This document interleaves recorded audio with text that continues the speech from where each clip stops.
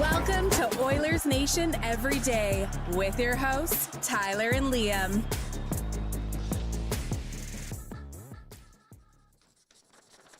We're calling that progress on the give a shit meter. Let's get into it with the lead. You win some, you lose some, 1-0, hey? Tough one for the Edmonton Oilers last night as they fall to Jesper Wallstedt. I mean, hey, some teams just get elite goaltending. It is what it is. And other teams just don't score goals. Ah, there we go. You nailed it, Liam. You nailed it. Welcome into Oilers Nation Every Day. We are live from the Sports Closet studio. Check them out online at sportscloset.ca. We forgot to give away our gift card yesterday. I thought about this too. I don't remember the last time we gave away a gift card. Because they've been on the road so much, it's right? just We only do road it for games. home games. Okay. But tomorrow we'll give away a gift card for our friends at the Sports Closet. The show, of course, a presentation of Bet365. Download the app today. Use the promo code NATION. Whatever the moment, it's never ordinary at Bet365. Clapper is in. It is unbelievable to be criticizing Stu after that. He had a great game, but he gave up 1 weak goal. Well, he only gave up one. That was the difference, Tyler. Maybe you should have saved it. So I was on the sheet today with Jeff Merrick, and I'll talk. We're obviously going to go into this game. Our guest, by the way, today, I should plug this because it's a great lineup. Great line. Steve Peters is going to join us in about 20 minutes. Whoa. I got to wait. Steve Peters will join us. He'll talk a little bit about the Oilers' offensive struggles, maybe how they've improved a little bit defensively as well. And we'll go around the Western Conference a little bit with our boy Petey from ESPN and Inside the Coaches Room. And then at 1 o'clock, Marc Kennedy. What, Olympian! For... Whoa! Booyah! Come on! Curling Nation is back! Let's go! What is in your fucking cup today? I got a curler on the podcast. That's what I live for. Once a year, we got a curler on. Maybe best. more than once a year. Maybe. I had someone suggest to me that maybe John Morris should be our Olympic. That's a great one. He's not doing doubles? I think he's fully retired Fully now. done now. Wow. Yeah. That's epic. Anyways, John Marc Kennedy is going to join us at 1 p.m. Proud St. Alberton. Yeah. That team practices in St. Albert. That's what they were labeled as the other day. Really? I'm sure they used to be the Saville Center. I know that for sure. Yeah. But I'm sure they were down as the St. Albert Curling Club. Well, he's going to be around to join the show at 1 o'clock. We're going to talk about him and the Brad Jacobs rink punching their ticket to the Olympics. And yes, you said it'll be the 4th time that Marc Kennedy will be a Canadian Olympian. Yeah, quite something. It's honestly amazing to get there 4 times. And he's got a gold. He does, 2010. Yeah, I think he got a bronze at the last one, but he was an alternative. So, again, he might have played. I'm not sure. Sometimes they let those guys rotate in. But he's a lefty? I did not know that, no. Mm-hmm. Lefty. That's why his Twitter handle is Lefty Ken Bear. There you go. He's an incredible curler. Mm-hmm. So, yeah, he's won some Olympic medals. It is, honestly, it's a crazy run that he's had. Gold in 2010, bronze in 2022 with Beijing, chasing his 3rd Olympic medal. I mean, that's...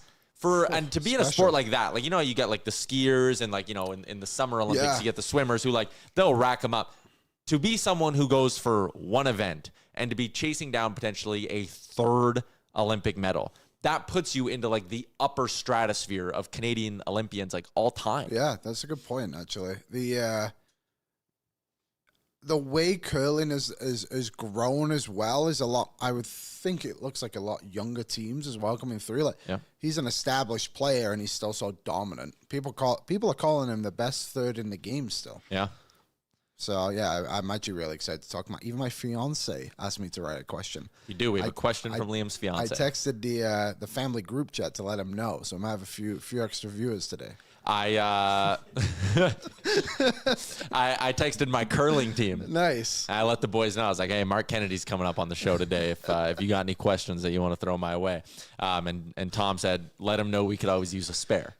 If he's buzzing around St. Albert, wouldn't hurt for me to just throw it Marc Kennedy's way and be like, hey, you don't get to skip because Tom's the skip. Yeah. You don't get to play lead because I'm the lead.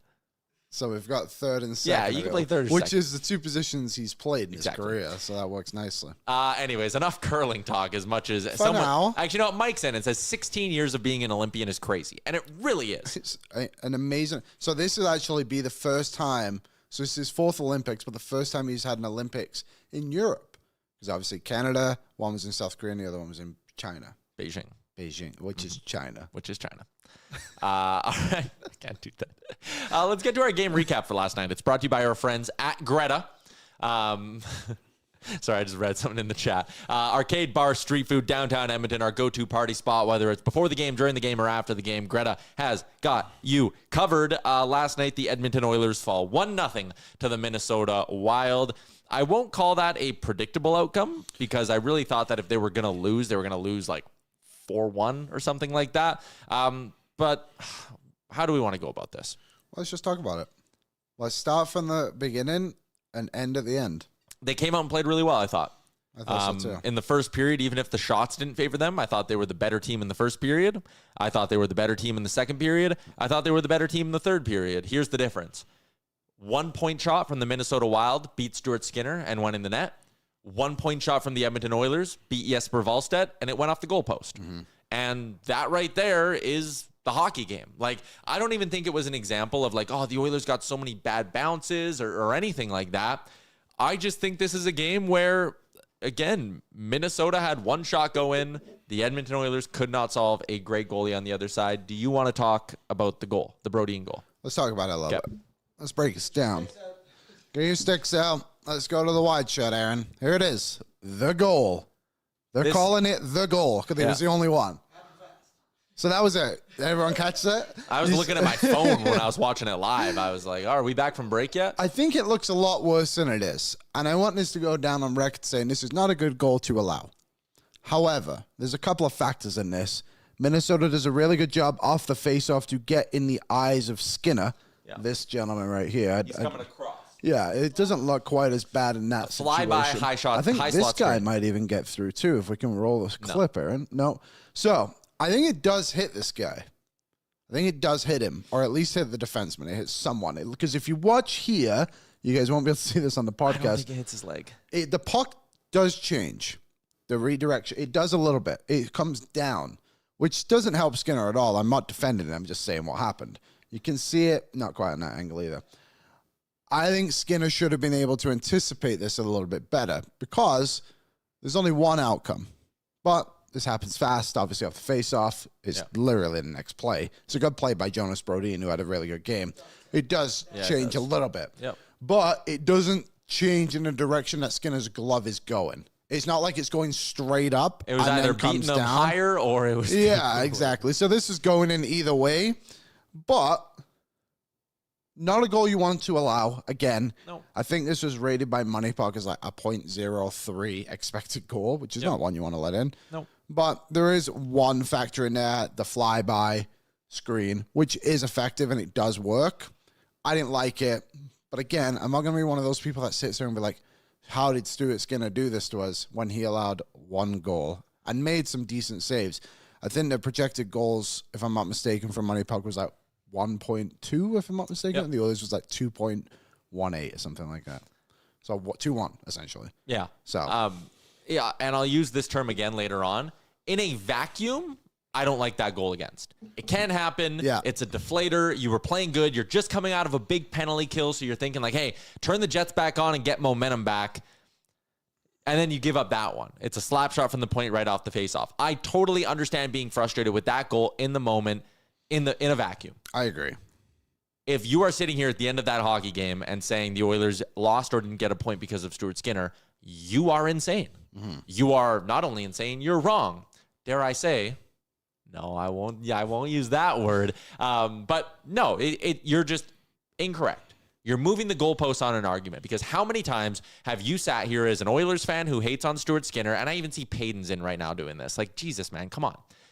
How many times as an Oilers fan have you sat here and been like, oh, we just need good goaltending. If we just get average goaltending, we win hockey games. The bar for Stuart Skinner, I see Naeem saying that.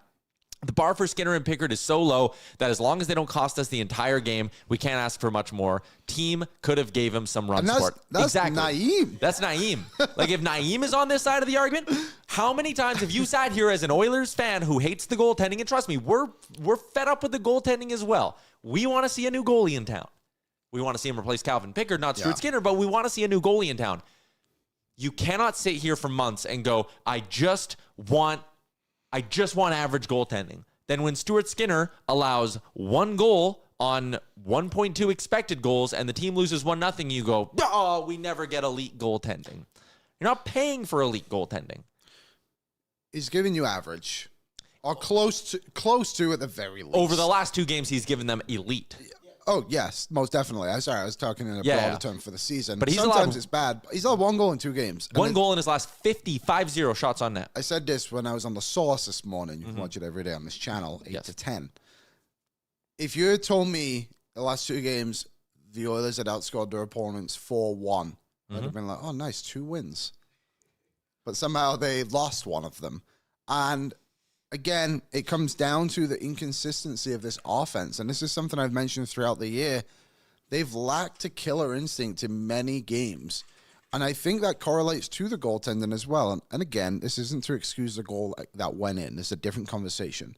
There's been many times where it's like, okay, you get the next goal, you clearly win this hockey game. Yes. And maybe last night wasn't a good example because the Oilers were running into a really good goaltender in Jesper Wallstedt, who is no rookie goalie has ever done what he's done before with 4 shutouts in, 5-6 games, whatever it ended up being.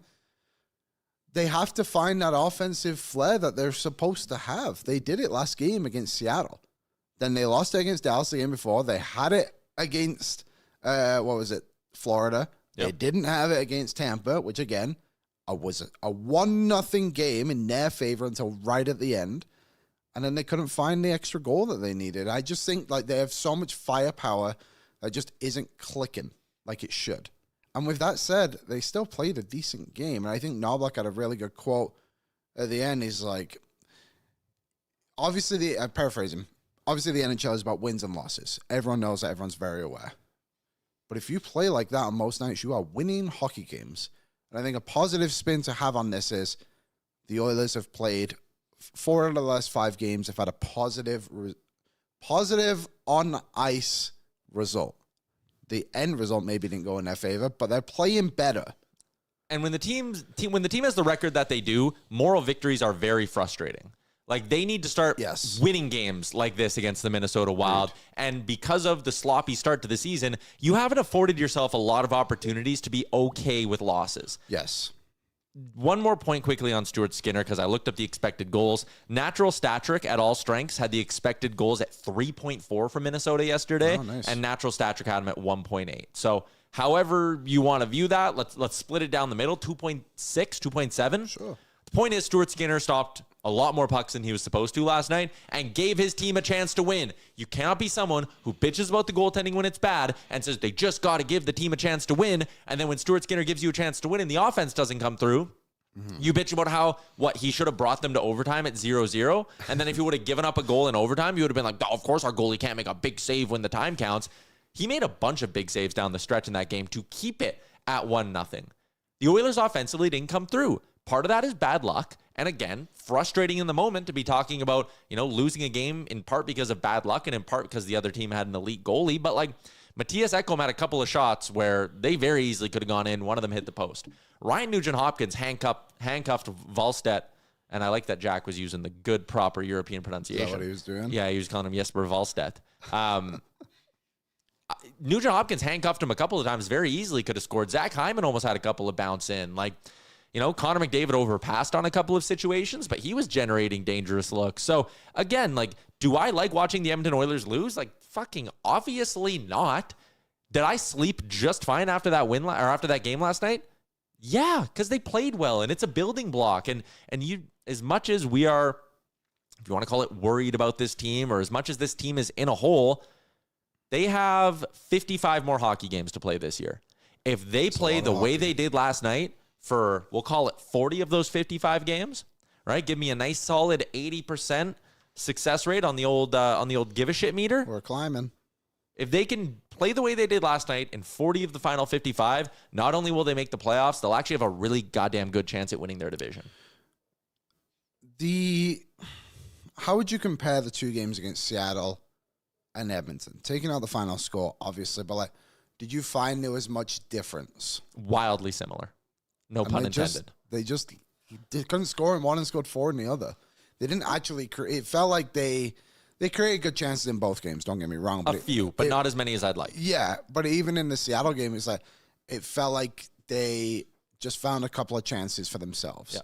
And they got, not lucky is the wrong word because obviously they didn't get lucky, but it's just like Leon finally gets in the middle of the ice and shoots. Yep. Hyman gets one off the skate. Nuge, a great pass on the power play by Bouchard. It's like they kind of made it for themselves, I guess you could say. I guess last night they just ran into a better goalie. They ran into the hottest goalie in the NHL and were playing the hottest team in the NHL. Shit happens. Like, again, if they play and if they bring forth that effort on Thursday night when they play the Seattle Kraken, it's going to be a whole hell of a lot worse than 4-0. I think so, too. And if they bring that effort against the Winnipeg Jets on Saturday, as much as a Saturday 8 p.m. against Winnipeg is usually a absolutely just cursed start time, they're going to be fine. And if they bring that effort next Tuesday against Buffalo, they're going to win. And if they bring that effort next Thursday against Detroit, they're going to win, and they're going to go 4-1 on this homestand. And we're going to be halfway to me doing a dumbass dance on the show. I don't think they're ever going to get that far, but you get my point. Yeah, well, that's a dream. They're playing well.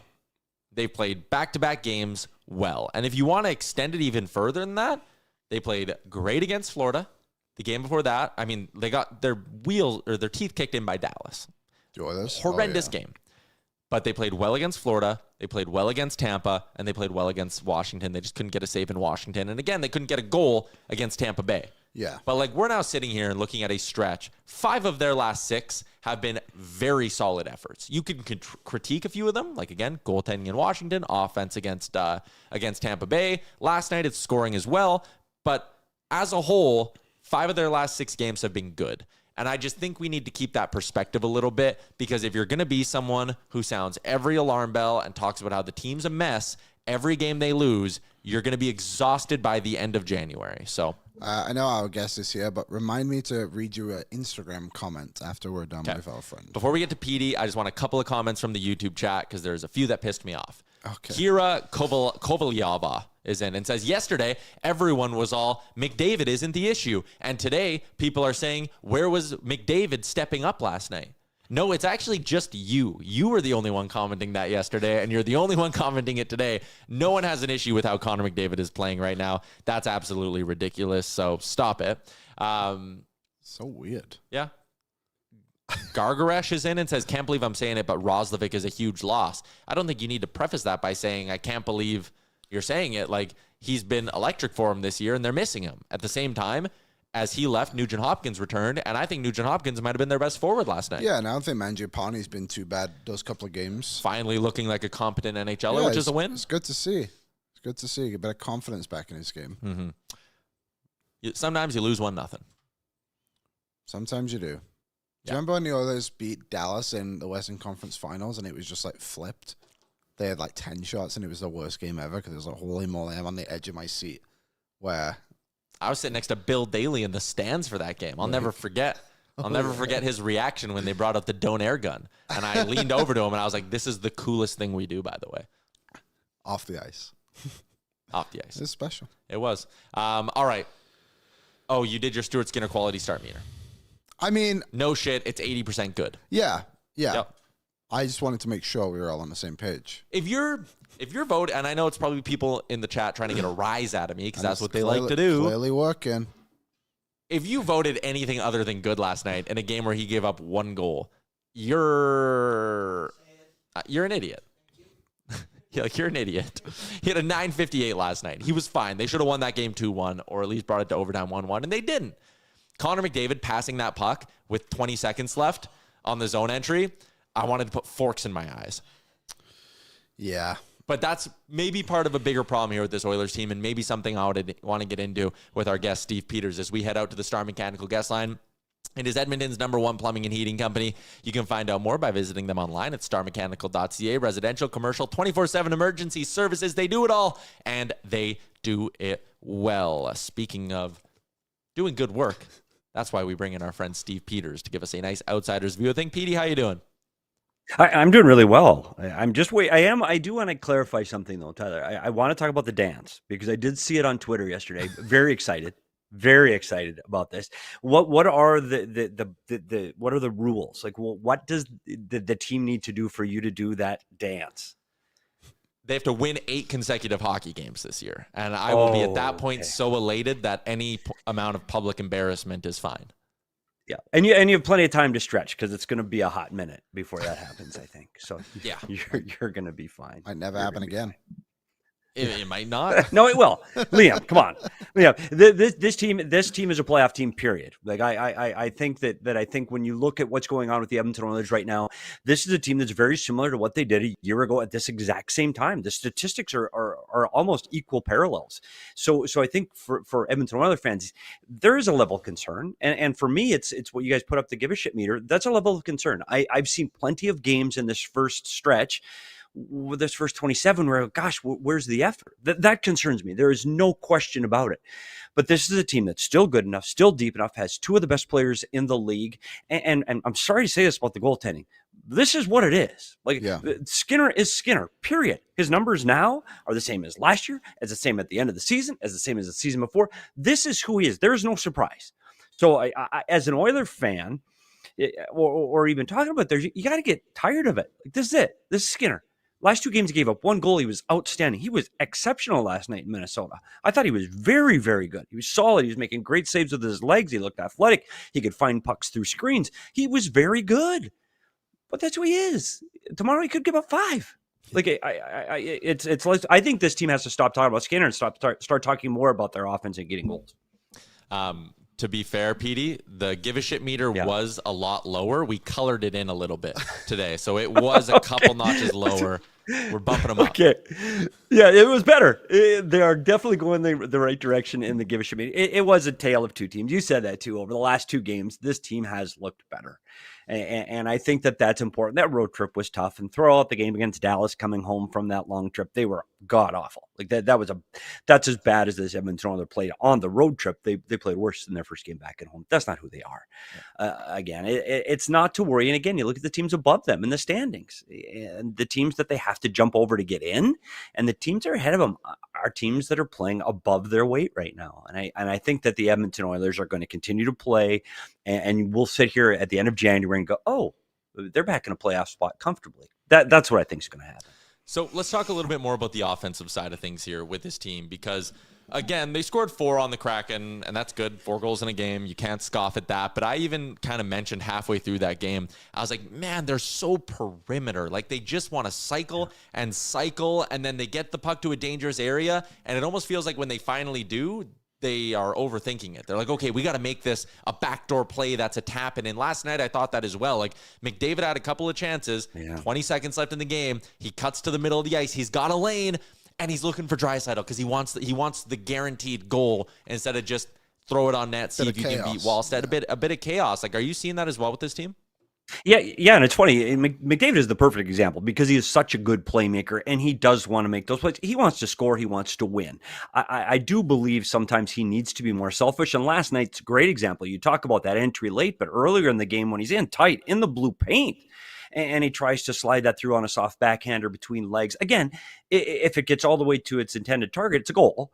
It just didn't. And he's got a better opportunity to take a shot there. So I do think that's part of it. And we talked about this last time I was here. The perimeter play by the Edmonton Oilers is a huge problem.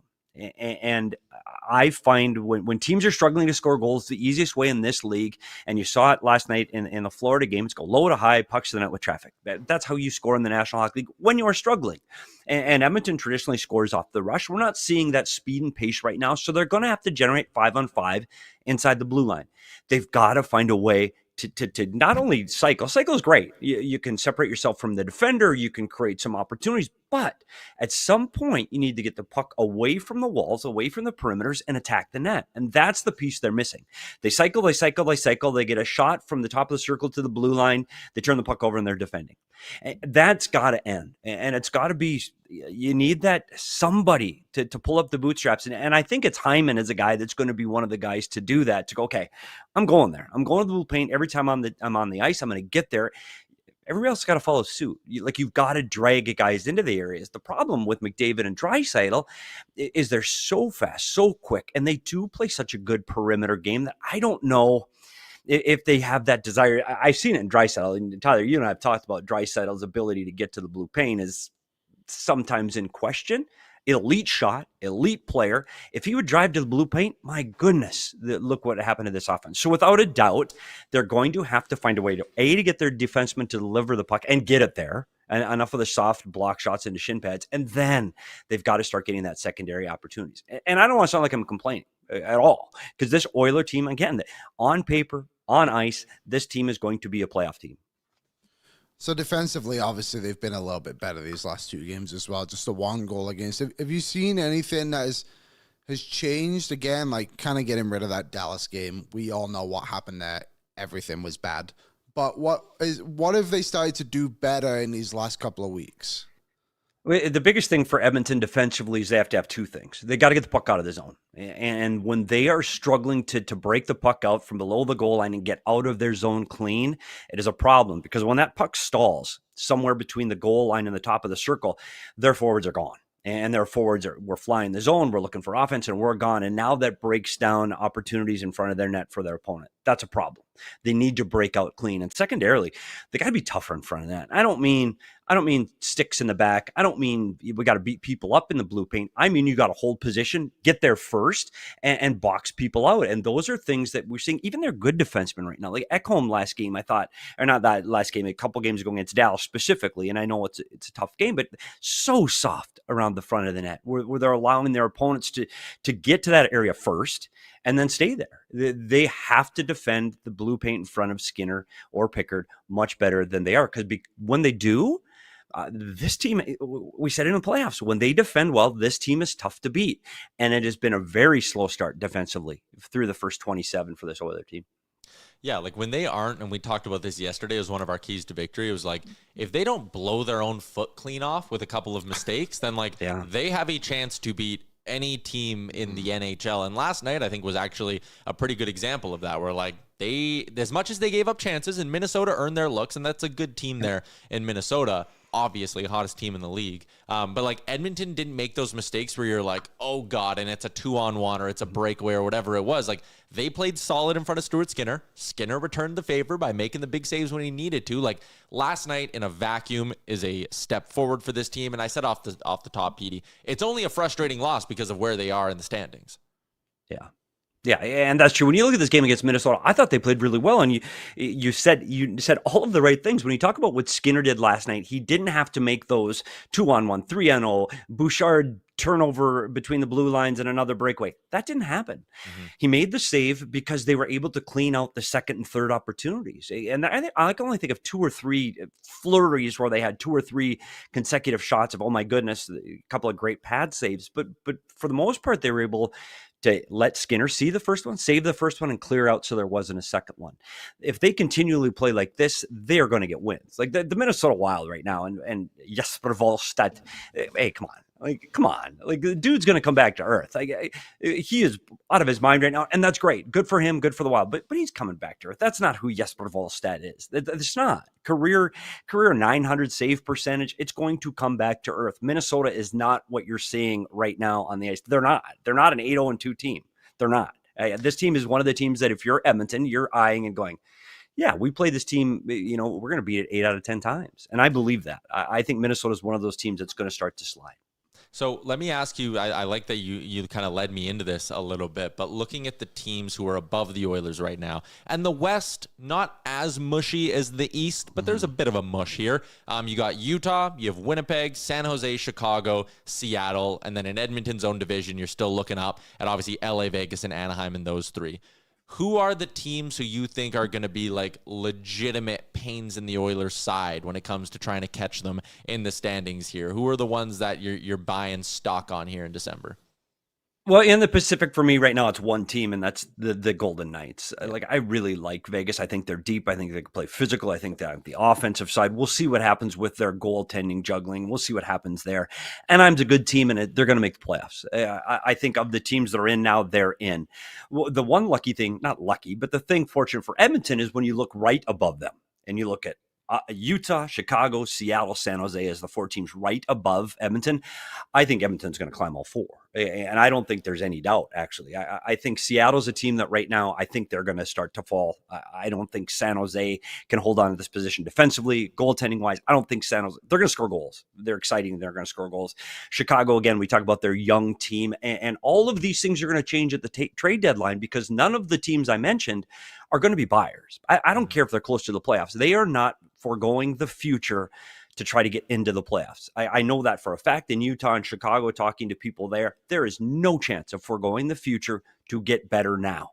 So I do think that once we get into February and March, Edmonton is going to continue to get better. They're going to continue to get healthy, and you're going to see these other teams be who they are. And I think Edmonton is going to be a team that's fighting for that third spot, potentially even second in the Pacific Division. Yeah, and I think, again, as much as you and I get frustrated like on a game-to-game basis, I still think there's that large belief that, especially when you look over the last 2 weeks, they're pushing things in the right direction here. You got one more? Are we good? I'm good. All right, Petey. Thanks, Petey. We appreciate your time. I'm going to be talking You to bet, you guys. again on Friday with DFO Live, but thanks for popping on. Can't wait. Thanks, guys. Have a good one. There you go, Steve Peters. You can find his work at Inside the Coaches Room on YouTube. We'll throw a link into our YouTube chat here if people want to go give him a little subscribe. But, yeah, like, again, it's always reassuring when you have, and when we're very lucky that we have people like Petey who pop on the show with us, but like an outsider, no connection to the Oilers, who just comes on and is like, hey, you guys are going to be fine. I just don't know why we all don't have that opinion.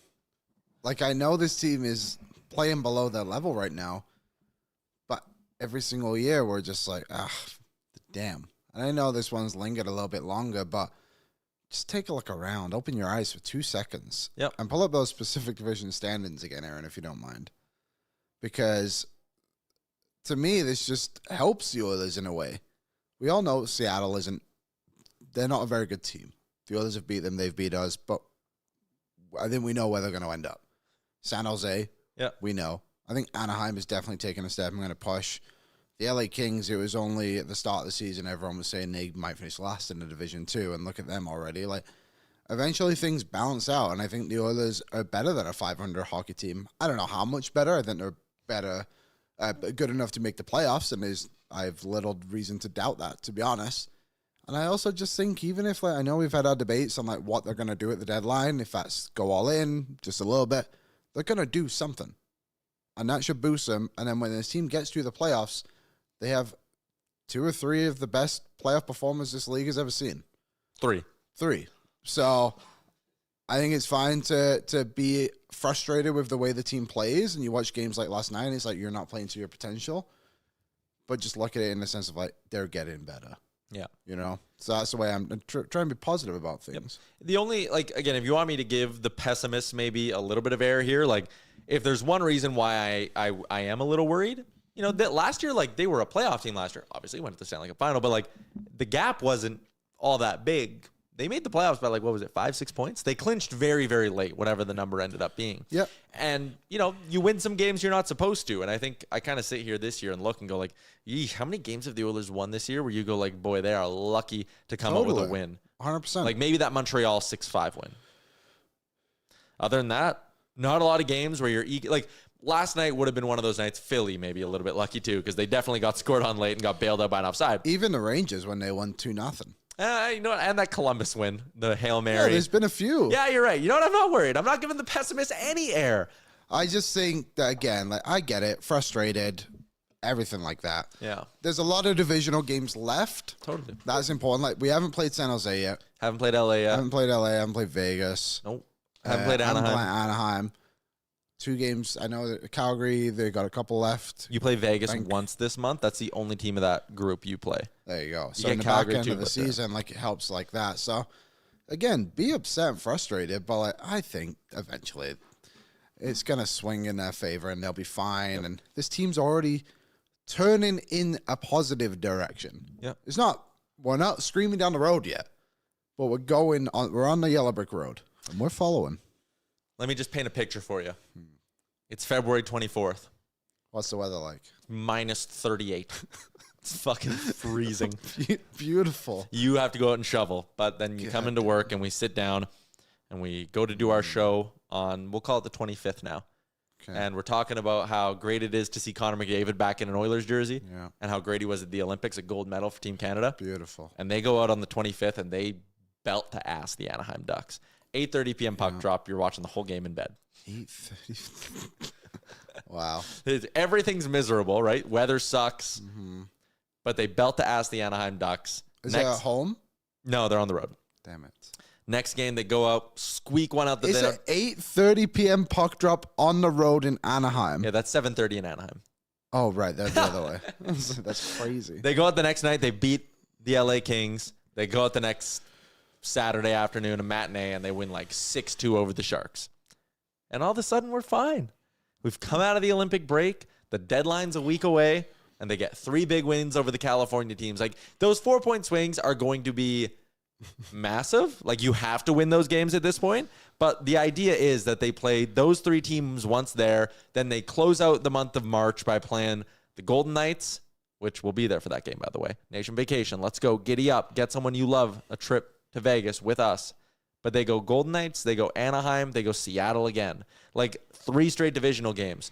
And then the next week after that, first week of April or second week of April, we'll call it, they go Vegas, Utah, San Jose, LA. Like, you have all these chances down the stretch when the Oilers traditionally play their best hockey to make up a lot of this ground. And I know no one wants to hear this, but like, keep your head above water. Get into the new year, and I do want them to make up some ground in December. Obviously, you need to be within 4 points to have these games kind of like really mean something. I think they need to be in a playoff spot by Christmas. Totally. I think that's a fair expectation. But like, when it comes to gaining ground and catching and maybe getting the second spot in the division, or I'm not closing the door on a division win either at this point. Like, it's way too early to do that. I just think there's so many chances to make up ground down the line that, like, win some games now, play at a nice little 575, 600 level, and in the new year, when you got those divisional games, prove that you're the Edmonton Oilers and go. I want to look last year. Where was everybody? What were the standings like on December 3rd? Last year on December 3rd, the Minnesota Wild were 17-4-4 and were leading the Central Division in points. They were first in the Central Division, Liam. That's crazy. On this day last year. The Wild? Yeah, you want to know where they finished? Wild card one. Wild card, right? Wild card one. Wasn't Calgary would have been in a playoff spot, I would think, at this point last year. The Calgary Flames were ahead of the Edmonton Oilers on this day last year. Where'd they finish? When they outside of a playoff spot. Yep, correct. The Vancouver Canucks were second in the Pacific Division, ahead of the Oilers with games in hand. Where'd the Canucks finish? Out of a playoff spot. Out of a playoff spot, Liam. Just checking. The Vegas Golden Knights had a 673 points percentage. They went on to lose in the second round of the Oilers. The Jets, Stars. Where were the Colorado Avalanche at this point last year? Out of a playoff spot. Yeah, they would have just got Mackenzie Blackwood around this time, at least Wedgwood. You want to know another great one too? On this day last year, Montreal was last, right? Oh, yeah. And you know who was second last? Ottawa. Wow. And both of those teams turned on the Jets and made the playoffs last season. Yeah. We have 55 more hockey games to go this season. Take a deep breath. It is all going to be okay as long as they keep playing the same way they played last night. Keep up that effort. You're going to win more hockey games. I'm going to the game on Thursday, and I am unloading the clip on the puck line because I think they're going to smoke the Kraken. I really do. Okay, we got a comment in the chat that I wanted to bring up. This was from yesterday's show. On the YouTube. On the YouTube. You can comment after the show if you're watching just on YouTube after we go live. Yep. So this was after the game, by the way. This was not before the game. This was after the game. WTF was all the hype about Wallstedt. ... Mini D is the wall. ...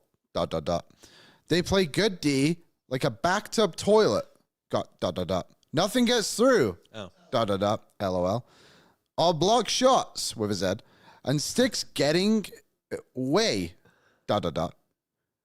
Jeez, Jez, which I think is Jesper, didn't even see Ekholm's shot with a Z. Or nude shot. Overrated ?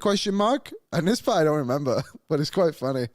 And why was Liam getting on Janmark's case yesterday? Were you? I don't remember saying anything you were pro about Janmark. Janmark. I've been pro Janmark. Why was he on the Janmark's case yesterday? He plays good hockey. Put on PK's show. I think his panel would enjoy a hockey game if they don't analyze and crunch the numbers before every game. ... LOL. So he's thinking we should analyze less. Yeah, and then there was another guy who I think was trying to watch. It was clearly watching the show and commenting as he was watching. And the comments are very funny. One of them is, Jay is always a great sport and he should be on every day. Something to consider. Yeah, I do think it's very funny when people don't know that Jay's our boss. And they'll be like, they'll either be like, why do you even give this guy airtime? It's like, oh, because he started the company, writes our checks. He's very important to the ecosystem here. Or people will be like, why don't you have him on every day? And it's like, oh, he's busy being the CEO of the company. Yeah, he's a busy man. Yeah. He barely has time for the hour he gives us a couple times a week. We had to book him for the Family Feud episode we're doing next week. Yeah. And when I sent him the request, it comes up. And if you're on Google, you would know Google Calendars, it shows the other person's schedule. And his is significantly fuller than mine. When you book him for something, he typically has to move something so you can get it. There was a trade proposal. And I'll do this one because they were respectful. But we can talk about it. And I think this person's commented a few times. Yep. Kit Hamlin comments on this. Classic Kit, always commenting trade suggestions. Holy shit. So I'll read it for Kit. Thank you for watching, how he Kit. timestamped it. Yeah, thanks, Kit. Just in case. I like how he timestamped it in case something broke. Like, in case he nailed it, he was like, I need to let him know what time I'm putting this on. And sometimes, too, like someone commented on the roller coaster we posted yesterday. It was like, and it was like, the Oilers stink. And it was after the losses. Like, you are on the roller coaster with us, which is so ironic. But for people who are listening to podcasts, Pittsburgh gets Darnell Nurse. So it's a three-way trade. Brad Lambert and Edmonton's 4th-round pick in 2026. Winnipeg gets Calvin Pickard, Oil to the Max Jones, Pittsburgh 4th-round pick, Edmonton's 5th-round pick. No. Edmonton gets Tristan Jarry, Luke Shen, and Erik Karlsson. He did say... Or she, sorry, Kit can go either way, I suppose. Maybe some retaliatory retainment involved. I'm not a GM. Thanks. Not 100% positive on the parameters of the retainment. Unfortunately, Kit, this is just not going to fly due to the first player you suggested, unfortunately, Darnell Nurse. And the second, Winnipeg is not trading Brad Lambert for Calvin Pickard, Max Jones, a 4th and a 5th round pick. Yeah. There's a lot. The Oilers would have to give up a lot more to get Brad Lambert. Yeah. Someone said, why would they want Pickard? They don't have Hellebuck for the next bit. So, like, maybe they'd want some insurance in their system. Sure. Yeah. Nurse probably, you know what? Let's even live out the world where Nurse agrees to, like, waive. Let's take Winnipeg out of this. Yeah, just take Winnipeg out. Winnipeg's an unnecessary step in all of this. You just want Brad Lambert, Kit. Well, we see what you're doing He has Pittsburgh here. getting Brad Lambert. No, Edmund. Oh, jeez. So take enough. Winnipeg fully out of this. So then you've removed Brad Lambert. You've removed all the Luke Shen thing from Edmonton's perspective. Like, I don't even really fully like the Winnipeg thing was unnecessarily confusing, Kit. Edmonton gives up Darnell Nurse in their 4th-round pick, and they get Tristan Jarry and Erik Karlsson. That's not a good trade. And I get in your world, like, Pittsburgh's also getting Brad Lambert, but like Winnipeg's not getting enough to include him in all of this. So I would go ahead and say Nurse and a 4th for Jarry and Karlsson is not a good enough deal. Even if you were to throw Pickard in there to Pittsburgh, it's just not close. Like, you know, do I think there is like a mega deal? Nurse finally agrees to waive this summer, so you trade Nurse and probably a 1st or 2nd round pick to Pittsburgh, and they give you Karlsson and Jarry's in the deal as well. And like, yes, I could see a world where like that's a deal that gets talked about or has been talked about or whatever. I just don't think it's happening in season. I think it's just too much. To give you a perspective on the Brad Lambert, what a Brad Lambert trade, because the rumor is he wants out of Winnipeg. He's asked out, or they've given him permission to find a trade. Yeah. So David Juracek is a similar, defenseman forward, 1st-round pick. Higher pick though. He was a 6th overall pick. Lambert was what, 30th? 30th, yeah. 1st-round pick. Either way, Columbus had to move got a 1st-round pick. Yeah. And Damon Hunt, who was like a decent BC level level prospect. You know what's a good prospect. comp for it? The Ike Howard trade. Or the Rutger McGroarty trade. Yeah, Rutger McGroarty. For that was Braden Yeager. Yeah. Yeah, that's probably a decent one too. You're, in season, maybe this is a similar one. Yeah. Brad Lambert, not Canadian. Finnish. Finnish. Not a lot of Finns named Brad, Liam. Very few. Might be one. I thought Lambert was going to get drafted way higher. He was supposed to, and then he kind of just like tanked. I think a lot of public models had him pretty high. Well, going into the year, he's supposed to be a top 10 pick, if I'm not mistaken. He Similar to like the Raph Lavoie year. Yeah, Lavoie. Remember when the Oilers, I was so hyped when the Oilers got Lavoie in the second round because I was like, this is a guy with like top 15 talent. Yeah. The Brad Lambert did come over to North America in his draft year, if I'm not mistaken, or no, it was the year after. Mm-hmm. It's just tough when you're trying to play in those men's leagues, essentially, in Finland and Sweden and other European leagues. Like against men. Yeah. Yeah. Yeah. Like you're not calling them beer leagues. No. Like pro leagues. Yeah. You know, like junior player going over there. Like, it's difficult. But I still think he's got potential. At the end of the day, he's 21. Yeah, if I was a team like Pittsburgh, I would take a chance on him. I know they took a chance on McGroarty, and like, I mean, what has Rutger McGroarty really done since they acquired him? I'm asking that. I have no idea. He's played 9 NHL games since they acquired him. But like, I think if you're a team like Pittsburgh who's trying to like stay competitive while also like kind of retooling on the side, like without Sid and all them knowing that you're rebuilding, you're trying to rebuild. You take shots on guys like that. It's why I thought they should have been in on a guy like Ike Howard. I just don't think they had the pieces to pull it off. I had so again, I was on the sauce today, and we were talking about obviously Jesper Wallstedt. I don't know if you guys know the Oilers could have drafted him. What year? Who'd they take? And Ryder asked me, he's like, people were wondering if the Oilers would have even developed him well enough. And I kind of went on a little bit. It wasn't a rant, but it was like, okay, but Stuart Skinner was also in the organization at that time, and they developed him into an NHL goalie. Into a dog shit NHL goalie. And Jesper Wallstedt is obviously a better goalie, looks to be a better goalie than Stuart Skinner.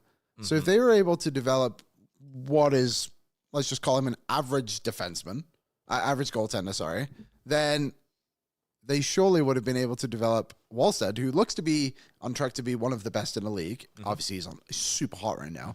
But I just think this notion of like the Oilers don't develop players is just so false. I definitely think there's been a little bit of an era under Holland where it collapsed. Yeah. But I think before that, it was like pretty decent coming through. The Oilers were doing a good job. Guys were coming through. And then it took a stumbling block. Bad drafting also took a big part in that as well. They weren't drafting players well enough. Yeah. But in the grand scheme of things, like, look where some players were. Like, do you remember when Draisaitl was drafted?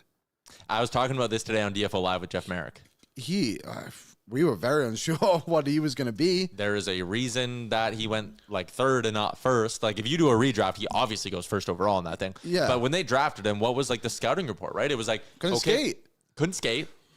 Big body, pass first, probably going to excel on the defensive side of things, right? It was like a poor man's Anze Kopitar kind of comparison, right? Something around there. It was like, or like, you know, his he was European. His ceiling is Getzlav or something like that, right? Where like, should be, you know, you obviously always think a top 5 pick is going to be a great player, but like no one ever thought, one, he'd be able to skate the way he did.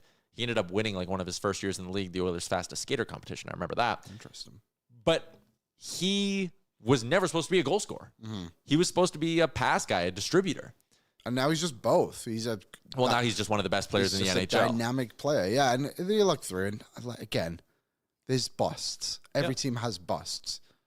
But like Ryan McLeod, second round pick, now a legit NHL player. Ethan Bear and Caleb Jones. Michael Kesselring. Like, those are all 4th, 5th, 6th round picks. Yeah. Vincent Desharnais, 7th round pick. I know he's like, he is now, but the fact you got even 50 games out of Vinny is amazing. And the fact we can say all this, despite the fact that for the last 5 years, they've traded off a ton of picks. Yeah. And now it looks to be that they're developing again. Like players are coming through. I think they're doing a good job, a better job than advertised. Yep. I agree with you on that. The other thing too with Draisaitl, and this is a great lesson to apply to some other guys. But they draft him in 2000, and that was the 2014 draft. That next year, he made the team out of camp. Yeah, and it went poorly. He scored 2 times in his first 37 NHL games, and then finally they said enough is enough, and they didn't want him going back to PA. If I'm right, like that was kind of the whole thing. They just weren't a very good team. They wanted him to go after the World Juniors to try and win. Yeah. And Kelowna obviously was hosting the Memorial Cup that year. So they sent him back with the agreement because Mac T was still the GM then. It was like, we're sending him back once he's traded to Kelowna. Yes. And he went to Kelowna, and they obviously had a lot of success there. But he had to go back to junior after playing 37 games in the NHL. And then what happened the next year out of camp? Didn't he went to the American League. They put him down in Bakersfield. Yeah. And Bakersfield didn't exactly go all that well for Leon Draisaitl. He had 2 points in 6 games. And I think if you would have asked a lot of people when the Oilers recalled him at that point, what do you think they're going to get out of Leon Draisaitl? A lot of people would have been really, really low on him. I mean, we were at that point talking about him being in trade packages for PK Subban. There was also, wasn't after Tampa lost to Columbus, there was talk of him going for Kucherov. Yeah, they were going to do a Draisaitl for Kucherov swap. Because Tampa Bay, I think Tampa Bay was maybe scared of like some offer sheet stuff there at that point too. Yeah, maybe. But the point is, through his first year, Leon Draisaitl was viewed as a disappointment. More of a project than a third overall pick should be. Yes. Coming out of his second pro training camp, I think it was Bakersfield, not OKC, by the way. Coming out of his second training camp when he doesn't make the team, I think a lot of Oilers fans would have been sitting there going, and you and I obviously didn't have a show then. We were in radio school. Just finishing high school. Yeah. But I think a lot of Oilers fans would have been like, oh my God, they did it again. It's Yakupov all over. It's Pejärvi Svensson all over. And what does Leon Draisaitl do? Comes back to the NHL at the end of October, ends up having a 51-point season, and the next year they go to the playoffs. He puts up 16 points in 13 playoff games, and he's never looked back, been one of the best players in the league ever since. And that's not me saying that Ike Howard or Matt Savoy or whoever you want to throw out there are going to become perennial all-stars, but like, let me throw another guy your way. Let's talk about Adrian Kempe. Adrian Kempe is a 29-year-old with the LA Kings who just cashed in on a $10.5 million deal. How many times have we gone up against the LA Kings in the playoffs and we've all thought, man, I'd love for a guy like Adrian Kempe to be on the Oilers. He's, 6'2". He's got some size to him and all of that, which maybe a Howard or a Savoy don't. But, like, he was drafted first round, 29th overall in 2014. They kept him over in Sweden for a year. He came over in his draft plus 1 year to the American Hockey League, scored 11 goals in 55 games. You would think maybe he took a jump after that. Nope. Next year in the American League, 12 goals in 46 games. They called him up, played 25 games. He scored 2 goals in 25 games. He then had seasons of 16 goals, 12 goals, 11 goals, 14 goals. We're talking about a guy who took until his draft plus 9 year to finally score a 30-point season. And at that point, it clicked, and he's a play-driving top-line player now. And I just think sometimes, because we're in the moment and we go day-to-day with this team, and yes, it's like natural to get impatient. Like, Am I sitting here? Is there 10% of me that's maybe like, oh, God, maybe Ike Howard's not going to be the guy that this organization was hoping he would be? Yeah, I'd be lying if I said there wasn't a little bit of that. I'd be lying if I said there wasn't a part of me that was really hoping he could step into the NHL and play with Leon Draisaitl and score 20 goals this year in a top 6 role. Like, it's not happening. But I'm also looking at a guy who went down to Bakersfield and has 7 points in 5 games. And it's like, if you're going to sit there and panic over these pieces, and I see people, pulling up the old percentage player cards on a guy like Matt Savoy and being like, oh, God, Savoy's struggling. Oh, my God, it's been 2 weeks, right? Like 2 weeks ago, he grabbed a spot in the top 6, and he's on a Leon Draisaitl line now, which I do think is the best spot for him going forward, is playing next to Leon. But, like, have patience with these guys. Was there graphics on Savoy? I did not see these. Someone was tweeting the other day. They're like, Matt Savoy is one of the only 0% WAR players in the NHL, which, like, WAR in the NHL is no one's perfected it. So, like, I don't even give it much time. But oh, my good God. I know we have another guest joining us at the top of the hour. Can I read you something that scared me a little bit?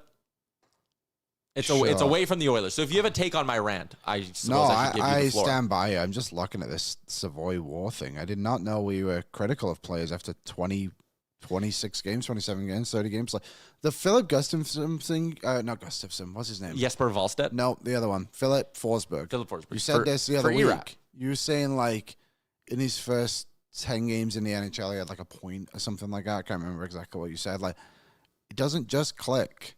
And I don't worry about players like this. It's just have a little faith in them and like just look at the product that you're seeing. Like what Savoy is. That they're trusting him on the penalty kill from night 1. And even like it was a mistake, but they put him out there for a 5-on-3 kill. It's like this stuff is more meaningful to development. And the Oilers, do they need Savoy to score more? Yes, obviously. That would be nice.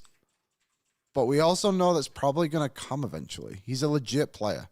And I know we're not saying that here today on the chat, but people like this, like, come on, like, why are we picking on 21-year-olds for Shit like this. Yeah. Drives me nuts. Someone said, I never thought Ryan Smith was ever going to leave Edmonton. Shit happens in hockey, from Pope Luigi. And like, yeah, I mean, there's plenty of things like Oilers wise that you can sit there and be like, if 2 years ago I would have told you blank, if the day the Oilers fired Jay Woodcroft, if I would have sat here on a stream and said, guess what, everyone, back-to-back trips to the Cup final coming our way, you all would have been like, you're a lunatic. McDavid's leaving. I would have called myself a lunatic or an idiot. Savoy passes the eye test, but I don't know how you can watch that guy and say I don't know how you can watch that guy and say he's a bust. He's got all the tools, just need to marinate. Yes, not everyone just walks into the NHL and is like, oh shit, look at me, I'm a 25-goal guy who can like play good defensively. Like, it's going to take us a couple of years to get to Matt Savoy at his best. If you want to reap the benefit of that, you have to have the patience for it in the meantime. Brian, right, the comment directly under, I'm more concerned about the established NHL players on the roster ghosting. Yes. Yes, 100%. Yes. Do you know what would be nice? If Frederick would start playing better and scoring more and producing more, Mangiapane too. Yeah. Then you could move Savoy down further down the lineup. Can I do a little like safe space rant really quick? Please do. We'll turn off the stream. Yeah, we're not clipping this. This is a safe space. Everyone say it. This is a safe space. I've been real frustrated with Mattias Ekholm lately. Oh, I can't believe you're doing this again. I know, but the amount of times last night that he just threw a bleeping grenade at Evan Bouchard, and Bouchard had to like swivel and pivot and like pick up a puck in his feet and like get it out, and he did it wonderfully. And I just like kept sitting there in my head, and I don't really want to do the whole like no one appreciates Evan Bouchard enough, but you don't. But I just sat there and I watched that, and I was like, for all the people who are like, nobody can't play defense like Ekholm does. The amount of times Evan Bouchard has to bail out Mattias Ekholm, and Mattias Ekholm's puck moving this year has been a massive problem, is kind of my point. And there were a couple of times in the offensive zone where the Oilers had a good thing going, and the play just died because of a decision Ekholm made. And it really frustrated me last night. He hit the post. I would have loved for him to score on that one, because I think it could have been like a monkey off the back moment or whatever. But like, oh my God, did he drive me nuts last night? I don't want to make it a big deal. Not a big deal. Because he's a good player. Hopefully it's just a one game. Although I've seen it a few times. Yeah. But like, man. And someone said he looked good in the offensive zone. He did rip off the post. He did, and he got a couple of shots, but like, he's actually really good at getting into that. When he gets into that area, that is a deadly chance. Like, he actually usually puts it in. Yeah, he knows how to get to that soft spot too, which is a skill. And he benefits from playing like with the skill guys, which I think is so funny that, again, people love to be like, well, Bouchard just good because he plays with McDavid. Mattias Ekholm is good because he plays with those guys too. Yeah. And like Evan Bouchard's a big part of it. So anyways, I just didn't want to make it a big deal, but it's an observation I had last night, and I wanted to get it off my chest. They need Mattias Ekholm to play some better hockey. They need a lot of established guys to play better hockey. He's not alone in that. And I think he has been better, but I agree with you. Darnell's been better. Daryl. I think Daryl's been a little bit better. I thought we just traded him to Winnipeg. Oh, yeah, shit. Okay, never mind. Daryl's not better. They've all been a little bit better, but there's definitely moments when, just on Ekholm too, I noticed it. I can't remember what game it was, but they passed the puck to him 3 times early over the blue line, and it just like fumbled it. Can I give you some breaking news from the world of sports? Is it the Giannis thing? Yeah. Yeah, go ahead. I was trying to read it, but then I got distracted. Shams Charania, the NBA insider. That's his last name? Shams Charania, I've never said his name before.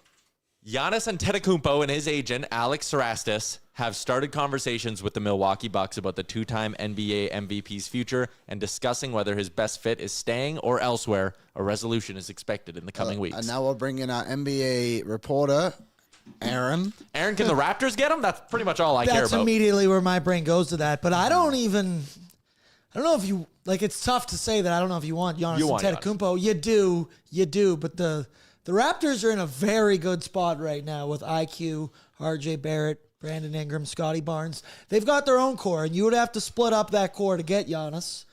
He's also a top 3 player in the NBA, so you kind of do anything for that. We also saw what happened when the Raptors swung for it before with Kawhi Leonard. I'm not saying instant championship, but I might be saying instant championship. But depending on what they have to give up, isn't this kind of like a similar spot? Very much so, because it's looking like it would be. I guess how much does he have left on his contract? Could they just give up Ingram? That's not enough for Giannis. No, as the main package. But yeah, you would think so. They wouldn't have to give up Scotty. I would imagine Milwaukee wants Scotty though. I would imagine Milwaukee wants a bunch of futures. No, I've probably throwing Grady Dick as a side piece. That sounded funny as that came out, but yeah. Where are they in the league? Top. They're second in the Eastern Conference. Milwaukee. Are they bad? I believe so. Oh, I've not really been paying attention to the NBA. I'm out. I'm out on the NBA. I just think that I'm pure curling nation. Yeah, they're fair. 11th in the East. 11, 9, and 13. They're trading. Play in. Raptors 15 and 7. Boom. Let's go. A note from the Oilers. Jake Wallman not on the ice today. So doesn't sound like he'll be ready to go tomorrow. I think end of the homestand is my best guess for Jake Wallman. Ooh, I think Saturday. You do think Saturday? Sure. Against the Jets? Why not? I just think if he wasn't skating today, and maybe we'll see. But like if he's not skating today, then that probably means he's not skating tomorrow on a game day, like pregame skate. Yeah. So then I think you're probably hoping he's ready to skate Friday. I don't know. Just makes me a little nervous, but that's fine. Can I get to one other thing? It's really, really quick, but I think it's not breaking news, but our friend Matt Larkin did some good reporting, and it ties into the Olympics, which we're going to get to next. Matt Larkin tweeting, I'm asked often, quote, what is the actual % chance NHLers don't go to the Olympics? So Matt Larkin asked NHL Deputy Commissioner Bill Daley. You ready for this quote? Oh, no. Depends on percentage chance you want to play, or depends on the % chance you want to place on the possibility the rink doesn't get completed. If there's no rink completed, there's no NHL players going to the Olympics. That doesn't read all that well to me. Mildly concerning is maybe a soft way to put it. We'll have to start looking at the Canadians playing in Europe. Who's our goalie? Where's Zach Ficali? Surely he can come around for this. This from Emily Kaplan. Reports are Milan Arena will be about 3 feet too short, a violation of the NHL, NHLPA, and IIHF's agreement. How does that happen? How? How do you make the arena the wrong size? They play hockey in Italy. Is it like a conversion thing from like feet to meters or whatever? Someone fucked up the math? Must be a different conversion in While Italy not ideal, Emily says, NHL is still committed to sending players to the Olympics and making it work, but they also need to see arena progress. I don't like the way this makes me feel. Well, luckily we're only 3 months away. Less than that. We're like 2 months away. Oh, okay, well, that's not December and January, and then February, it's Olympic time. That's true. Well, whether NHLers go or don't, I know what I'll be watching. I'll be watching curling. Let's get to our next guest. He's brought to you by Oodle Noodle. You can take advantage of the value menu deal by adding 2 green onion cakes, 5 spring rolls, or 6 wontons to your order for just $2. Any in-store or takeout order at oodlenoodle.ca as we welcome an Olympian, someone who will be there in Milan regardless of if the NHL arena is completed or not. Marc Kennedy joins us. 4th time going to the Olympics. Does it ever get old? Nope, definitely doesn't. Thanks, guys. Thanks for having me on. Really appreciate it. Do you see what he's wearing? I was going to say, it's funny that you're wearing that jacket because my fiance, I told her you were coming on. She loves curling. She's like, can you ask him one question? And can you ask him if he's excited for his new Lulu Olympic gear? By what you're wearing, I would assume yes. Yeah. Probably not as excited as my teenage daughters and wife, though. They love to pick that kid apart. So, yeah, it's pretty cool. It's one of the nice perks that comes with going to the Olympics. So I was just thinking in your previous segment, what would we do if they made our curling rink 3 feet too short? Be interesting. Well, it'd be a lot better for people like Ty and I who can't even get it down to the rings. Oh. I've seen Tyler curl. Tyler can play. I don't know about you, Liam, but Tyler can play. I've only fallen once when we played in the Bonspiel. Yeah, and you were good when we played in our Bonspiel. But don't throw me into that. I know I'm a lead, so I'm just chucking guards and drinking beer. But like, if they need a takeout, I can get the arm greased up. Get her fired up. Do we want to go Olympic heavy or curling nerd heavy first? Let's do curling first. Okay, curling nerd heavy. Brad Jacobs is who you're going to the Olympics with this time around. How has he changed the complexion of kind of what you guys are doing as a team? Like, what makes a Brad Jacobs rink unique? Yeah, you mean Brad, him specifically? Yeah, like him as a skip, him as a leader, all that. Yeah. So, I mean, we had a couple of years with Brendan Botcher, and Brendan was a great player. Brad just brings a different element. The leadership is the one thing for him that's definitely grown over the past few years. He's just, nobody works harder, leads by example. He's very accountable. he's very easy to play for because he's always got your back. He's a good teammate. Just those leadership qualities are top notch in our sport. What he's been able to do, and then add to that his shot making ability, which has always been pretty amazing. You don't get to be a gold medalist at 26 years of age as a skip without having some incredible talent, and that's only gotten better as well. So when he's playing great like he did last week, he's our leader, and he's just taken us to whole new heights, and hopefully up on that podium when we get to Italy. So we mentioned you're a 4-time Olympian. How have you found the game has changed in Canada? It feels like when you watch the Brier every year, it feels like every team really has a chance to at least make the playoffs or win that individual game. It feels like everyone can kind of throw in a pretty solid team now. And there's also it seems to be a lot more movement between like player personnel and all that too, especially leading up to the Olympics. Yeah, so the game itself, like since the first time I went to the Olympics in 2010, the evolution of the sport has been drastic, like maybe more so than any other sport in North America. Just the quality of the athletes, the changing of the sweeping, the athleticism, the age of the champions has gotten younger and younger, except for us right now. But it's changed so much and evolved. And now you're seeing it to the point where you almost can't get much better. Mm-hmm. Like, guys are playing in the 90 percentiles every game. There's such a small room for improvement that every team is kind of looking for that inch. We used to have a sport where you could bring young players onto top teams and kind of mentor them and get them up to that level. It's hard to do now because it takes so long to get to that upper echelon of curling. So that's one of the reasons, Liam, you're seeing a lot of movement is you're just looking for those best guys to fit in that can play 90 to 95% right away. So yeah, the game has changed a lot. I'll be interested to see where it goes in the next 10 years and how much more it can improve because, being out there right now, it doesn't feel like there's a lot of room for error or a lot of room for improvement. So like that was going to be a natural follow-up, and I don't know if you have an answer to this, but like, where does the sport go? Like, what is the next iteration of it? What are the problems that curling might run into in the next couple of years as guys will just continue to get better and better? You're going to see some changes in the game itself. I know there's been lots of discussions about rule changes. One of the knocks on men's curling especially is that guys have gotten so good that it's almost become predictable. Right? Like it's like a game of chess and where the pieces are going to move all the time because the guys are so good.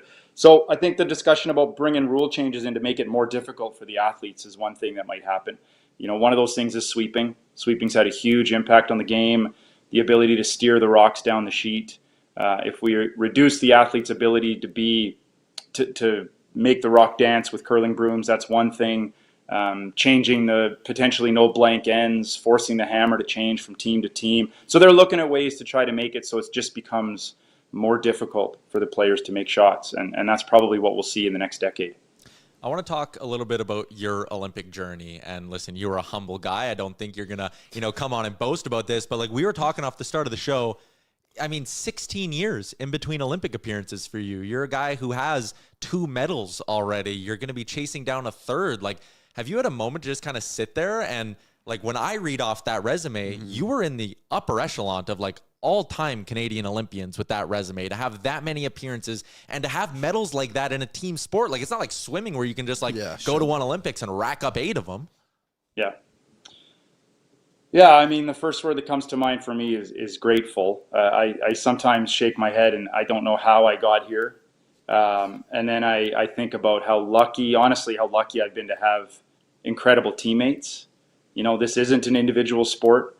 We have a lot of incredible curlers in Canada that, for one reason or another weren't able to get to the Olympics. And I've been, Kevin Martin, Kevin Cooey, Brad Jacobs, 3rd Olympics with Ben Hebert, John Morris, like names, Brett Gallant, just some of the best curlers to ever play the game, and I've been lucky enough to be teammates with them. So, yeah, it's pretty cool. And that whole 16 years between the first one and this one, I've learned a lot, gained kind of a new perspective, and really going to go there and enjoy every moment. I think when you go the first time, in Vancouver was such an unbelievable experience, but you do kind of have the feeling you're going to get back a lot and win a bunch of medals. Just the naive youth.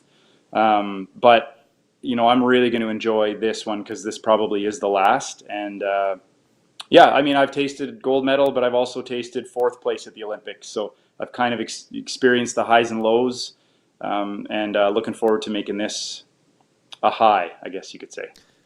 It's interesting too, because you obviously had one in Vancouver, which you went to, which was your first one. I believe the next one was Beijing, and now you get to go to Milan. Like, you've really got 3 different flavors of the Olympics. So, like, you're covering it from all angles. Like, what are you most excited about going to Milan for? Well, you bring up a good point. I've always said this. Vancouver, we were so spoiled. Like, we had no idea how unbelievable that event was. Like, going undefeated, having the hometown crowd, you know, perfect ice conditions, all our families there. Like, that was the pinnacle of sport for curling. The next 2, South Korea and Beijing, was a COVID games too. So being in Beijing on 6-lane highways with nobody outside, crazy, you know, and nobody in the venues was a little bit of an unusual experience. So, you know, definitely the polar opposite to Vancouver. I think a European games in the mountains in Italy, with all the fans back, the arena in Cortina is beautiful too. I think this one's going to feel really special. But to your point, also very cool that I've had such a wide range of Olympic experiences. Like, again, I can't say how lucky and fortunate I feel to be able to do this one. You mentioned like that first one in Vancouver, like 16 years ago, you're younger. You used the word like naive to like, oh man, we're just going to keep printing off gold medals for the next decade here. Let's this go. This is easy. Yeah. But in those games, what was the first kind of like pinch me moment for you where you did kind of like step back and be like, I can't believe like I'm standing next to this person, or I can't believe I'm doing this? Oh man, there was so many, Tyler. You know, we were underground before a game, just about to be piped out, and the American team had a couple of special guests, kind of bringing them out during the week, and I know one of them was Carl Lewis. So there we were underneath the bleachers, just hanging out with Carl Lewis, and then the next day we were hanging out, and it was Mr. T. And you're like, wow, this is bigger than just some curling event in Saskatoon. This is pretty special. And then, you know, the one when we won our gold medal, and then the next day the men's hockey team won the gold medal, and that night we got to just hang out with Sidney Crosby and Shea Weber and Ben Hebert and myself, just hanging around, having a beer, telling Olympic stories on the day that Sid scored the golden goal, just hanging out in the village with him. Definitely some huge pinch me moments, and, you know, things that you remember for the rest of your life. And hopefully we can create some of those memories again here in Italy. Yeah, they better get that ice size right. Oh yeah, Sid there again. Maybe it'll be with Zach Ficali instead of Sidney Crosby. Yeah, maybe it will be. Yeah. What is the Olympic Village like? You know, for everyone, I guess it seems like it's just very different from different perspectives. You know what I mean? They're all different. I know there's lots of rumors about the stuff that goes on in the village, but what I found is it's actually pretty quiet, right? You have a lot of athletes that are pretty focused on their task. Lots of people around you kind of training and getting ready for their performances. And then typically when athletes are done their events now, they have to move out of the village. So they can't stick around and party while the other athletes are still competing. So they're a little different. This one's going to be quite different for us because I think I believe there's 5 different epicenters in Italy hosting events, and we are up in the mountains with alpine skiing and luge and bobsled. So we're actually not going to be in the main village with the, you know, NHL athletes and all the other sports. We're about 5 hours away from them, kind of more in the mountain cluster. So what I've seen is we're just going to be a bunch of trailers all stacked together on an unused airport runway. So that's our Olympic Village this time, and we're going to have to throw on our boots and walk about 8 to 10 minutes to get to our cafeteria. So yeah, I mean, we're still learning as we go, but you got to kind of be prepared that every village is a little bit different and sometimes not as comfortable as you were hoping while you're competing. Not how I envisioned it. Nope, not quite. Although the idea of, you know, having to leave and not being able to party 16 years ago, I would imagine devastating for you. Now you're probably like, all right, if you just got to take it easy a little bit.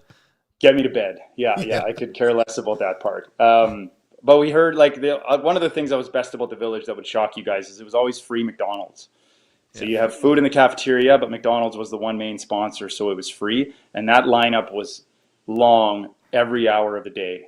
Like every athlete chowing back cheeseburgers and McFlurries. So that was one thing we were excited for, but it sounds like they don't have it this year. I guess McDonald's isn't a title sponsor of the Olympics, so we don't even have that to look forward to. Yeah. Big first world Olympic problems here, boys. Yeah, What are you even going for? Sleeping in an airport on a runway, no McDonald's. Yeah. Fuck that. Should have just not gone. Do you guys do you have your schedule yet? Do you know what countries you're going to be going up against? Most of it, yeah.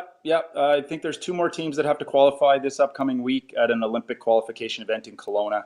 But we know the majority of the top teams are going to be there. You know, Bruce Mowat from Scotland, he's number 1 in the world. Yannick Schwaller from Switzerland, number 3 in the world. Nicholas Edin, defending gold medalist.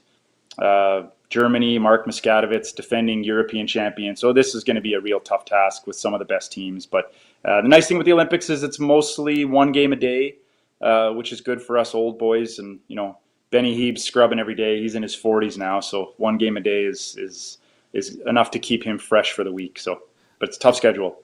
I went to the Briar when he was in Lethbridge, so that was a few years ago, and Gushu's team won, but it was one of those COVID ones. I forget his name, but one of them got COVID, so in the final they could only have 3 players. They were curling on 3? Yeah, and Gallant, what a beast. That guy was. Yeah. I couldn't believe what he was doing. I think he played twice that day. I was exhausted watching him play. Yeah, we're lucky to have him. He is a beast. And he's also going to the Olympics for mixed doubles. Right. So he's got a full mixed doubles event and then right into the men's event after that. So you can't do that without being a bit of a freak of nature athletically, and he is that. So hopefully he's still fresh to play with us in that second half of the week. Kidding. I'll close on one more just on the Olympics as a whole. Like you talked about how much more difficult it is to qualify at this point because the gap in Canada and there's so much parity in the sport. Everyone's getting better. Is it the same on the international side of things as well? Like I know at the last Olympics there was a big push of, Team USA was making some noise and they had their run that got them a lot of media attention down in the States. Yeah. But on the international level, is everyone upped it as well? Oh yeah. And I mean, I'm able to compare going back 16 years. Like in Vancouver, there was probably 3 international teams that could beat us if they had their best day. Scotland, Norway, and Switzerland. The rest just, they weren't quite as good as the others. So you knew you had at least 5 or 6 victories before you even stepped on the ice. That's not the case anymore. Every one of these teams trains full time. They've gotten so much better. And we got a little spoiled in Canada winning medals pretty easily for a long time. And nowadays you can play really well and not win a medal. That's how far the game has come internationally. So yeah, we'll have to be at our absolute best to get up on that podium. Mark, we appreciate your time. Best of luck. I'm hoping you come back with a gold and we can have a beer with the gold medal at the St. Albert Curling Club when you're back home. I love it. Sounds good, Tyler. Thanks for your time, guys. Really appreciate it. Go Oilers. Thanks, Mark. Good luck. Thank you. Marc Kennedy. He's going to the Olympics. Amazing. I would love to go and watch the Olympics. I would too, Liam. Never mind qualify for an Olympics. Again, like the 16-year thing, it's crazy, man. You're not going to meet a lot of athletes who can stay at the top or like right near the top of their craft for 16 years. It's crazy. And I'm just going to say this. Okay. As I double check my math here. The 2010 Canadian Olympic winning team. You've had Kevin Martin on this show. We have. We've had Marc Kennedy on this show. We have. We've had Ben Hebert on another show. Yes, we could probably get him on again. And we've had John Morris on Real Life as well. Was that Real Life or was that here? Was it here? Maybe it was here. Was it Real Life? Okay. Either way. We got to conquer. We got 2 more. I know we've had them on. We got to get John and Ben on this show as well. And then we can say we've conquered the 2010 Olympic gold medal team. Well, we have connections to both of them. I know. Like, we could probably get them on pretty quick. But I just mean, let's complete the gauntlet, the Infinity Gauntlet. Yeah. We want to have more Olympians on the show as we get closer. So yeah. And if they're all curling Olympians, that's also fine. Because we're a pro curling show. We're a curling nation. Yeah. All right. One more follow-up on the Giannis thing. Sham Sharania is saying the Knicks emerged as the only team Giannis expressed interest in. Okay, well, that's actually very bad for the Raptors, I believe. That would be genuinely terrible. Let's get to a little bit of what's trending for the Jasper Pond Hockey Tournament. Speaking about being outside, being in the mountains, come on. This January in Jasper, we're heading back. CHE Hockey, Tourism Jasper, Fairmont JPL put on an unbelievable event. If you want to join us, register your team. Go to nationgear.ca for more information. What's trending? The Clippers cut Chris Paul. Who's got info on this? Who put this in what's trending? Yeah, so they cut Chris Paul after re-signing him. Weird. And he announced that he was retiring at the end of the season and basically said, like, I wanna retire a Clipper. Mm-hmm. And then they cut him. And he put this on his Instagram. Just found out I'm being sent home on an all-black they were on screen. a road trip, if I'm not mistaken. Aaron, do you have any more on this? No, that's as much as I know. CP3 is a legend. He's a legend. He's past his prime. The Clippers are still competing. Brett's our resident Clippers guy, but CP3, good player. I'm not down with him as a guy. He seems like not the greatest teammate. I'm a big Blake Griffin guy. Mm-hmm. Really? They did not get along. That is very interesting. Like Scotty and MJ. The rings. The Toronto Blue Jays made another signing yesterday. Yeah, this seemed interesting. Yeah, so sorry, I was also reading a little Bo Bichette story there, trying to see if I was missing anything on that. So Cody Ponce is his name. Mm-hmm. They gave him a 3-year deal at $10 million a season. So again, let's change in the MLB. Yeah, I was gonna say let's unwire our hockey brains here and go to baseball brains. Mm-hmm. That's not a lot of money. But what's interesting about him is they gave him $30 million guaranteed over the next 3 years. Liam, he hasn't pitched in the major league since 2021. Yeah, I saw that. So he went to Korea, right? And they obviously just had success with Brad Lauer. Eric Lauer. Brad Lauer, former Oil Kings head coach. My apologies. Yeah, so he went over to Japan for a few years. This last year in Japan, he won MVP of the KBO, which, to put it into hockey terms, is like winning MVP of the KHL. Like, that's without a doubt the best league outside of Major League Baseball is the KBO. Or the Japan League, I guess, is probably the better equivalent to the KHL. KBO is really good, though. He won the MVP, struck out 12.6 hitters per game. Wow. Crazy. There's only 11 batters. There's 9 batters. No, it's 27. I know, but there's only 9 Oh, batters. yeah, I see what you're saying now. But anyways, Jay's made a signing, and I was just reading Keegan Matheson's story on Bo Bichette, and he seems pretty optimistic. He's the #1 Jays reporter. He seems pretty optimistic they're going to get Bo Bichette done, despite the fact they already dished out $210 million for Dylan Cease. He ended his piece by saying the Blue Jays have the money and the motivation to land their main character. This time, they should have the tiebreaker, too. And he talks about how Bichette's not going to cut him a deal, but if the Jays just match whatever money anyone else throws their way, Bo will come back. Okay, nice. That's really good. So that's good. That's good news. You want to read the super chat then? Yeah, from our friend Carl in LA. He said, recurling. Some of the elite curling techs come from Edmonton. Global ITV people do all the worlds. Title matches and Olympics for years. They travel together. I think Kelowna upcoming. City of Champs. That is right. Edmonton's a curling hotbed. Yeah, a lot of good curlers come out of Edmonton. Alberta in general, a lot of good curlers in Alberta. Yeah, St. Albert, Marc Kennedy. Yeah. I see his name on the wall when I curl every Tuesday.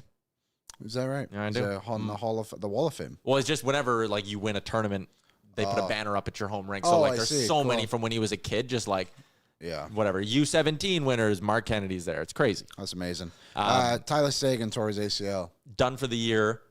That means Dallas has a shite-load of LTIR money to spend. So can they spend all his money? Yep. Assuming they declare him fully out for the season, yes. Okay, interesting. Which they will. Like, he won't be back by June. No, it's too bad. He's had an interesting career. We're kind of talking about it a little bit off the top.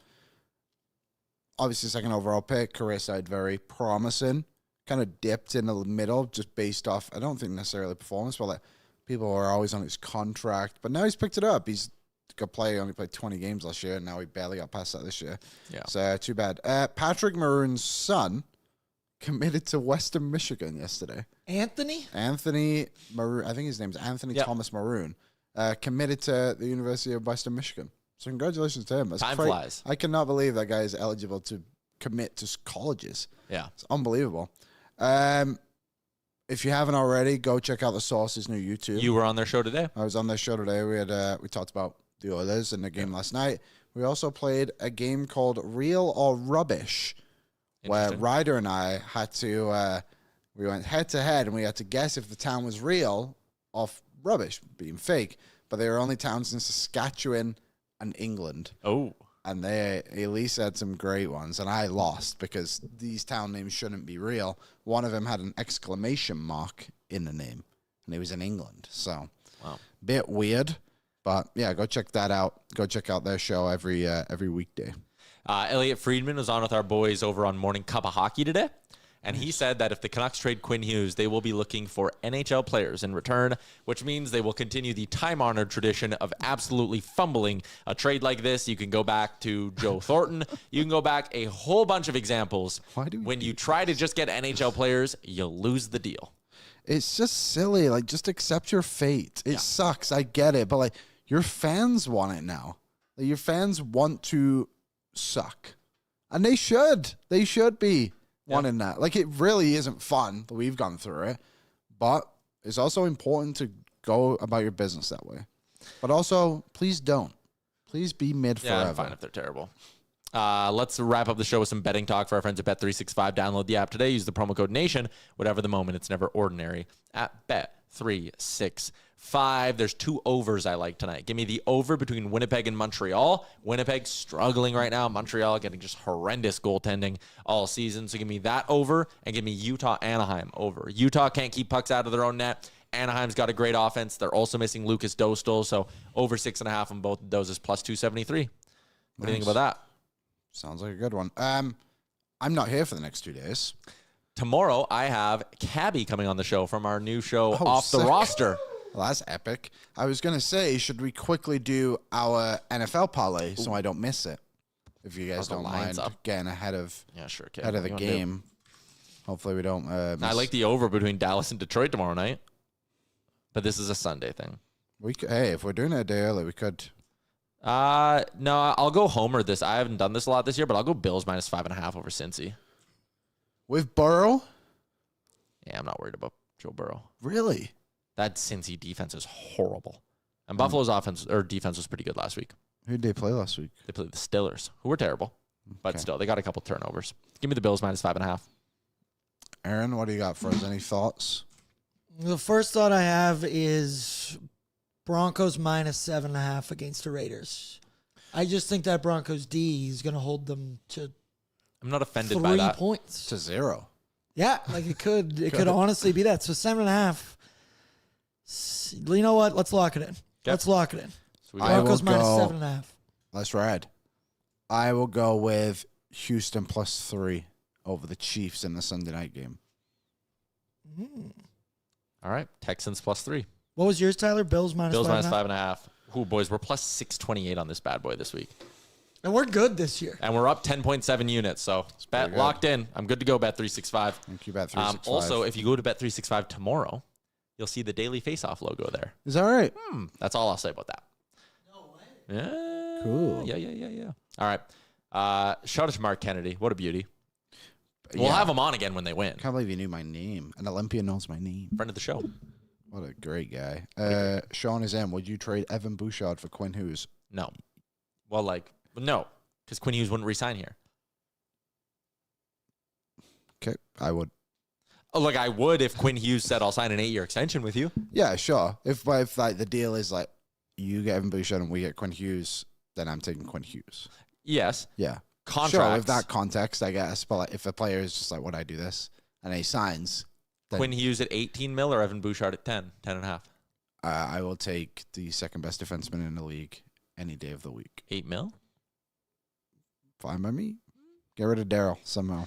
I'm going to save the Spotify comments for tomorrow, I think. Just because you won't be here, so I'll want something. Farewell, Spotify. And thank you, everyone that sent us their raps. Their raps so far. We got a few. I can't do it. On what? Spotify. I don't know how to do it. And I know it's just you click raps and it's just supposed to show up, but I just don't see it. I can't find it. Shout out to my dogs in the crib. Shout out to our dogs in the crib. I had an Instagram message. Lance Kane, a bunch of people. I don't want to miss anyone, so I just won't read them all. But a bunch of people sent me their Spotify things about how they're in the top 0.1% of our show, which I think is so cool. The 1% club. Yep. A lot of people in the chat probably aren't in it. But there's a YouTube rap though. Does it now? Yeah, so that'd be great to see. Yeah, send them our way. Promote our show for us. Promote our show. There is a chance we hit a very cool milestone this year. We can say it because I think it might help us. Yeah, sure. So, it's been an amazing year for this show. I think that would be an understatement. Yes. So this is what, year 4 of the show? So Yeah. I guess between 3 and 4 of the seasons. If we are currently on pace to hit 1 million live views. Which is crazy. Year, which is unbelievable. I cannot believe it. So that is nuts. I 1 do the million. reporting for us, and I figured it out at the start of this month. We are currently on pace for 1.025, whatever that is. 1.025. So we need to have a good month. Yeah. But so, if we have a good month, we could hit 1 million live viewers this year. so that's Which what, doesn't include Twitter, podcast, all this those is other just ways. YouTube. This is only YouTube. And not the YouTube clips we put out either. This No. is like people who have taken time to watch our show live. Yeah. That's crazy. It's crazy. So, well, if you can consider leaving a like on every episode you watch, because we want to keep going. And that me hitting 1 million would, honestly, it would bust any expectations I had for this show. I didn't really have any, not in like a negative way, but like, it's just crazy to think that like we are going to hit hopefully 1 million. The fact we're even close to it is crazy. We've done 933,000 so far. I'll cry if we hit 1 million. I might also cry. While you do your dance. The Maybe million like that girl. live. Oh, yeah. Okay. Maynard's right. If the others shit the bed, we'll definitely hit it. If we have a trade, we'll hit it for sure. Yeah. Trade will crush it. So, again, even if we don't hit 1 million, thanks. Yep. Pretty amazing. Pretty cool. Yeah, 1 million would be pretty sick. Yeah. All right. That's it. It's just Lance 1 million times, someone said. Yeah, if we get a trade, we'll be good. So come on, Stan. I know you. Well, actually, I don't know if you like us. I think Stan doesn't mind us. Our most watched video is one of, at least, I guess maybe it's not the one, is the Ryan McLeod trade. Which So is that- so funny because it was in that the middle of just July. Yeah, it was in the middle of summer. It just shows like the hype people get around trades. So you're right. If we get one in December and we hit one in July, like that'd be nuts. So yeah, leave a like, tell a friend, Yep. and go to the source, the Instagram, and go. Oh yeah, we have Instagram now too. You can follow that. I'll leave a link before we run away here quickly. So our most viewed shows in 2025. Oh, we have a meeting. We're running late. Oh, whatever. We're on My there. ace race is up there at 17,000. McLeod would have been 2 years ago. Ekholm would have been 2 years ago. Oh, ace race part 2. I forgot. So the ace race was 32,000 of our views. That's crazy. Henrique wouldn't have been this last year. Our free agency recap this year is show number 1. Frederick probably up there, I would think. Oilers acquire Trent Frederick is show number 2. Evan Bouchard resigns is show number 3. Shout out Bouch. Remember, the Wallman one isn't even part of that because we did it right before pregame. We just bled right into a pregame show. Evander Kane traded to the Vancouver Canucks is number 4. So well, Evander. And Connor McDavid signs extension is show number 5. Which is Those are our funny top 5 that should be easily number 1. Yeah. But it's great. What was that pre-gaming as well with the Oilers acquired? Did we title it like the Oilers acquired Jake Wallman? Yeah, we did. It should be under a pregame. Actually, you know what? It might be under both. It might be under both. If it isn't, I will recategorize it. Anyways, that's a wrap on today's edition of the show. Thank you, everybody, for tuning in. We will see you all again tomorrow, noon Mountain. Oil up. What's up, Nation citizens? If you enjoyed today's episode of Oilers Nation Every Day, make sure you hit the subscribe button here on our YouTube to not miss any of our content. We got you covered from interviews, insight, analysis, everything you need to stay up to date on everything around the team. Hit that subscribe button so you don't miss a video.